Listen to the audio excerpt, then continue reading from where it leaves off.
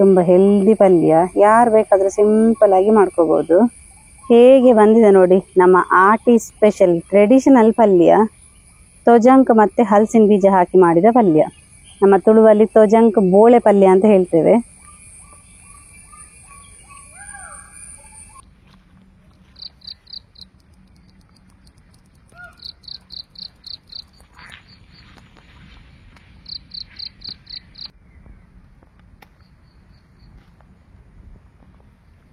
Friends, ನಮ್ಮ ತುಳುನಾಡಿನಲ್ಲಿ ಆಟಿ ಸಮಯದಲ್ಲಿ ಮಾಡುವಂತಹ ಒಂದು ಸಾಂಪ್ರದಾಯಿಕ ಪಲ್ಯ ಅಂತ ಹೇಳಿದ್ರೆ ಈ ತೊಜಂಕಿನಿಂದ ಮಾಡ್ತೇವೆ. ತೊಜಂಕ್, ಸೊಜಂಕ್, ಹಾಗೇನೆ ಕನ್ನಡದಲ್ಲಿ ತಗತೆ ಸೊಪ್ಪು ಅಂತ ಹೇಳ್ತೇವೆ. ನೋಡಿ, ನಮ್ಮ ಗದ್ದೆ ಸೈಡಲ್ಲೆಲ್ಲ ಸುಮಾರು ಬೆಳೆದಿದೆ.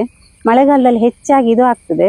ಈ ತರ ಒಂದು ದೊಡ್ಡ ದೊಡ್ಡ ಎಲೆ, ಒಂದು ರೌಂಡ್ ರೌಂಡ್ ಶೇಪ್ ಅಲ್ಲಿ ಇರ್ತದೆ, ದೊಡ್ಡ ದೊಡ್ಡದಾಗಿರ್ತದೆ ಈ ತೊಜಂಕ್. ಹಾಗೇನೆ ಈ ಹಲಸಿನ ಬೀಜ ಅಂದ್ರೆ ಬೋಳೆಯಿಂದ ಒಂದು ಹೆಲ್ದಿಯಾದ ಪಲ್ಯ ಮಾಡಿ ತೋರಿಸ್ತೇನೆ. ಯಾವ ರೀತಿ ಅಂತ ಹೇಳಿ ಇವತ್ತಿನ ವಿಡಿಯೋದಲ್ಲಿ ನೋಡುವ.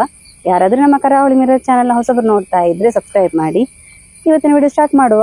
ನಾನು Asha Udupa Kateel. Welcome back to Karavali mirror. ನೋಡಿ, ತೊಜಂಕ್ ಸೊಪ್ಪನ್ನಂತಲ್ಲ ಕೊಡಿ ಕೊಡಿ ತೆಗಿಬೇಕು. ತುಂಬ ಬಲ್ತಿದ್ರೆ ಅಷ್ಟು ಒಳ್ಳೇದಾಗುದಿಲ್ಲ. ನೋಡಿ, ನಾನು ಅದಕ್ಕೆ ಕೊಡಿ ಕೊಡಿ ತಗೊಂಡಿದ್ದೇನೆ. ಇದು ಬೆಳಗಿನ ಹೊತ್ತಲ್ಲಿ ಸ್ವಲ್ಪ ಮುದುಡಿ ಇರ್ತದೆ, ಆದ್ರೂ ಫ್ರೆಶ್ ಇದೆ. ನಾನು ಬೆಳಗ್ಗೆ ಬೇಗ ಹೋಗಿ ತಗೊಂಡು ಬಂದಿರೋದು. ನಮ್ಮ ತುಳುವಲ್ಲಿ ತಜಂಕು ಸೊಪ್ಪು, ಸೊಜಂಕ್ ಸೊಪ್ಪು ಈ ಥರ ಎಲ್ಲ ಬೇರೆ ಬೇರೆ ಹೆಸರು ಉಂಟು ಇದಕ್ಕೆ. ನಾನು ಈ ಹಿಂದೆ ಈ ಪತ್ರೊಡೆ ರೆಸಿಪಿ ಎಲ್ಲ ಮಾಡಿದ್ದೇನೆ ಈ ತಜಂಕ್ ಸೊಪ್ಪನ್ನು ಉಪಯೋಗಿಸ್ಕೊಂಡು. ಭಾರಿ ಒಳ್ಳೆಯದಾಗ್ತದೆ. ಆವಾಗ ಕೂಡ ಇದರ ಬೆನಿಫಿಟ್ ಅನ್ನು ತುಂಬ ಹೇಳಿದ್ದೇನೆ. ಬೇಕಾದರೆ ನೀವು ಹಿಂದಿನ ವಿಡಿಯೋಸ್ ಅನ್ನ ಚೆಕ್ ಮಾಡ್ಕೊಳ್ಳಿ.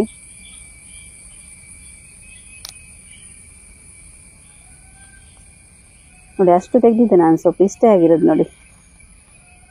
ಇದನ್ನು ಚೆನ್ನಾಗಿ ತೊಳೆಯುವ. ನೋಡಿ, ಇದನ್ನೆಲ್ಲ ಹೀಗೆ ಒಟ್ಟಿಗೆ ಹಿಡ್ಕೊಂಡು ಚಿಕ್ಕದಾಗಿ ಕಟ್ ಮಾಡುವ. ಅಂದ್ರೆ ಒಟ್ಟಾರೆ ಚಿಕ್ಕದಾಗಿ ಕಟ್ ಮಾಡಿದ್ರೆ ಆಯ್ತು. ಶೇಪ್ ಹೇಗಾದ್ರೂ ಇರಲಿ. ಮತ್ತೆ ಇದು ಫುಲ್ ಬೆಂದಾಗ ಫುಲ್ ಬಾಡಿ ಹೋಗ್ತದೆ. ಮಿಕ್ಸಿ ಒಂದು ಅರ್ಧ ಕಪ್ ಆಗುವಷ್ಟು ತೆಂಗಿನ ತುರಿಯನ್ನು ಹಾಕೊಳ್ಳುವ. ತುಂಬ ಬೇಡ, ಒಂದು 5-6 ಚಮಚ ತೆಂಗಿನ ತುರಿ ಇದ್ರೆ ಸಾಕು. ಹಾಗೆಯೇ 1 ಚಮಚ ಜೀರಿಗೆ, 2 ಹಸಿಮೆಣಸನ್ನು ಹೀಗೆ ಕಟ್ ಮಾಡಿ ಹಾಕ್ತಾ ಇದ್ದೇನೆ ಅದು ಖಾರಕ್ಕೆ. ಇಷ್ಟನ್ನು ಹಾಕಿ ಒಂದು ತರಿತರಿಯಾಗಿ ಇದನ್ನು ಕಡಿಯುವ. ನೀರೆಲ್ಲ ಎಂತ ಹಾಕೋದು ಬೇಡ. ನೋಡಿ, ಇಷ್ಟು ಪೌಡರ್ ಆದರೆ ಸಾಕು.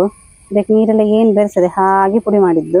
ತೊಜಂಕು ಸೊಪ್ಪನ್ನು ಎಲ್ಲ ಕಟ್ ಮಾಡಿ ಆಯಿತು. ಇನ್ನು ಪಲ್ಯ ಮಾಡಲಿಕ್ಕೆ ಸ್ಟಾರ್ಟ್ ಮಾಡುವ. ಒಂದು 2 ಚಮಚದಷ್ಟು ತೆಂಗಿನ ಎಣ್ಣೆಯನ್ನು ಹಾಕೊಂಡೆ.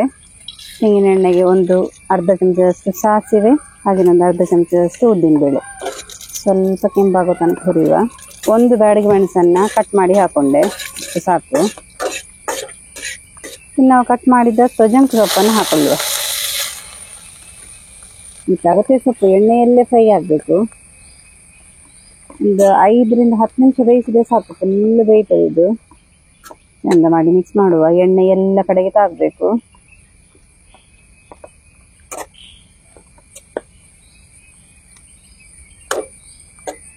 ನೋಡಿ, ಒಂದು 5-10 ನಿಮಿಷದೊಳಗೆ ಒಳ್ಳೆ ಬೆಂದಿದೆ.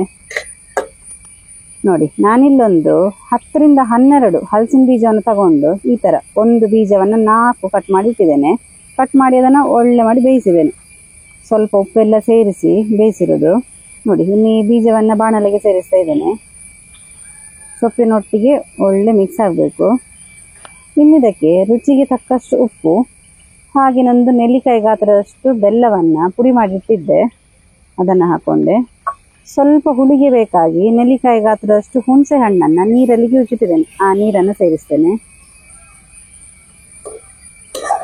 ಎಲ್ಲವನ್ನ ಒಂದ್ಸಲ ಚೆನ್ನಾಗಿ ಮಿಕ್ಸ್ ಮಾಡುವ. ಉಪ್ಪು ಬೆಲ್ಲ ಎಲ್ಲ ಕಡೆಗೆ ಬರಬೇಕು. ನೋಡಿ, ನಮಗೆ ಈ ಪಲ್ಯದಲ್ಲಿ ಉಪ್ಪು, ಹುಳಿ, ಬೆಲ್ಲ ಎಲ್ಲ ಹಾಕಿ ಆಯಿತು. ಇನ್ನು ಖಾರಕ್ಕೆ ನಾನಿಲ್ಲಿ ಹಸಿಮೆಣಸನ್ನು ಈ ಮಿಕ್ಸಿಗೆ ಹಾಕೊಂಡು ರುಬ್ಬಿದೆ. ನೋಡಿ, ಅದೇ ಖಾರ ಸಾಕಾಗ್ತದೆ. ಮತ್ತೇನು ಬೇರೆ ಯಾವ ಮಸಾಲೆಯನ್ನು ಹಾಕ್ಲಿಕ್ಕಿಲ್ಲ. ನಾನು ಸಿಂಪಲ್ ಆಗಿ ಈ ಮಸಾಲೆಗೆ ಬೇಕಾಗಿ ತೆಂಗಿನ ತುರಿ, ಹಾಗೆಯೇ ಜೀರಿಗೆ, ಮೆಣಸು ಹಾಕೊಂಡು ಮಾಡಿದ್ದೇನೆ. ತುಂಬ ಮಸಾಲೆ ಏನಿಲ್ಲ. ಇನ್ನು ನಾವು ಮಾಡಿದ ತೆಂಗಿನ ತುರಿ ಮಸಾಲೆಯನ್ನು ಹಾಕೊಳ್ಳುವ. ಕೆಲವರೆಲ್ಲ ಈ ಹಲಸಿನ ಬೀಜವನ್ನು ಇದರ ಒಟ್ಟಿಗೆ ಹಾಕಿ ಬೇಯಿಸ್ತಾರೆ. ಆದರೆ ಅದು ತುಂಬ ಕಿರಿಕಿರಿ ಆಗ್ತದೆ. ಅಂದರೆ ಈ ಸೊಪ್ಪೆಲ್ಲ ಬೇಗ ಬೆಂದು ಬಿಡ್ತದೆ, ಹಲಸಿನ ಬೀಜ ಬೇಗ ಬೇಯುವುದಿಲ್ಲ ನೋಡಿ. ಹಾಗಾಗಿ ನಾನು ಈ ಹಲಸಿನ ಬೀಜವನ್ನೆಲ್ಲ ಬೇಯಿಸಿ ಇದಕ್ಕೆ ಒಟ್ಟಿಗೆ ಹಾಕಿ ಮಿಕ್ಸ್ ಮಾಡ್ತಾ ಇದ್ದೇನೆ. ನೋಡಿ ಅಲ್ಲಿಗೆ ನಮ್ಮ ಆಟಿ ಸಮಯದಲ್ಲಿ ಮಾಡುವಂತಹ ತೊಜಂಕ್ ಮತ್ತೆ ಹಲಸಿನ ಬೀಜ ಹಾಕಿ ಮಾಡಿದ ಪಲ್ಯ ರೆಡಿ ಆಯ್ತು ನೋಡಿ. ತುಂಬಾ ಹೆಲ್ದಿ ಪಲ್ಯ, ಯಾರು ಬೇಕಾದ್ರೂ ಸಿಂಪಲ್ ಆಗಿ ಮಾಡ್ಕೋಬಹುದು. ಹೇಗೆ ಬಂದಿದೆ ನೋಡಿ ನಮ್ಮ ಆಟಿ ಸ್ಪೆಷಲ್ ಟ್ರೆಡಿಷನಲ್ ಪಲ್ಯ, ತೊಜಂಕ್ ಮತ್ತೆ ಹಲಸಿನ ಬೀಜ ಹಾಕಿ ಮಾಡಿದ ಪಲ್ಯ. ನಮ್ಮ ತುಳುವಲ್ಲಿ ತೊಜಂಕ್ ಬೋಳೆ ಪಲ್ಯ ಅಂತ ಹೇಳ್ತೇವೆ. ನೀವು ಕೂಡ ಈ ರೆಸಿಪಿ ಇಷ್ಟ ಆದರೆ ತಪ್ಪದೆ ಮನೆಯಲ್ಲಿ ಮಾಡಿ ಹಾಗೆಯೇ ಕಮೆಂಟ್ ಮೂಲಕ ತಿಳಿಸಿ ಯಾವ ರೀತಿ ಬಂದಿದೆ ಅಂತ ಹೇಳಿ. ಹಾಗೆಯೇ ಈ ವಿಡಿಯೋ ಇಷ್ಟ ಆದರೆ ನಿಮ್ಮ ಫ್ರೆಂಡ್ಸ್ಗೆ ರಿಲೇಟಿವ್ಸ್ಗೆಲ್ಲ ಹೆಚ್ಚು ಶೇರ್ ಮಾಡಿ. ಹೀಗೆ ಇಂಟ್ರೆಸ್ಟಿಂಗ್ ವಿಡಿಯೋದೊಂದಿಗೆ ಮುಂದೆ ಸಿಗ್ತಾ ಇರುವ. Thank you.